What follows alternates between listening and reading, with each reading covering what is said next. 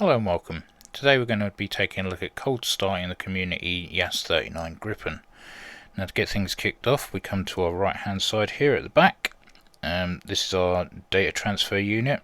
This is where we'll be putting our data transfer cartridge. This holds all the mission information, but as there is no navigation data on any of the MFDs and things like that at the moment, it's just purely for show as part of the startup sequence. Next we can do fuel cock, left click, and then we're going to left click for APU on. That takes around 45 seconds, so while that's doing that, we're going to do some other bits and pieces. This is our external lighting. We're going to right click to bring the switch up to bright for the nav lights. Anti-collisions, we'll switch those on. You can have your nav lights as steady or flash. I'm going to keep mine steady, and you can go from normal to covert lighting with that switch there. And then if there's more than one view in the flight, you can assign a formation light number to each of you. Here we have our landing light and taxi light. I'm going to switch that, right click to taxi. Also, while we're here, we're going to unclip our throttle with left click there, and then let's go back and see if our APU has started, and we've got a green light, so that's good to go. Switch on the main power, everything will come to life now. So MFDs are all on, external light is flashing, or lights are on, letting people know we're working on the jet. And now we can finally get the engine started. So if we come over to this side, you can see I've got a switch here that just says start. If we left click and hold that for a couple of seconds,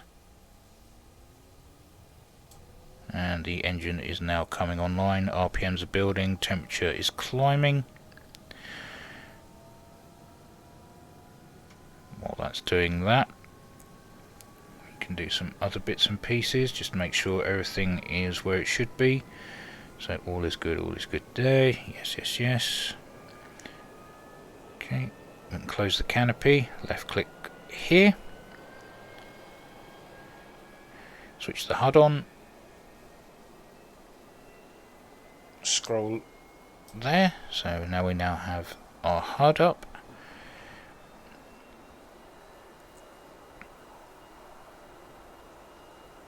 Okay, so the engine is settled. We can arm our seat. Okay, and we're pretty much good to go.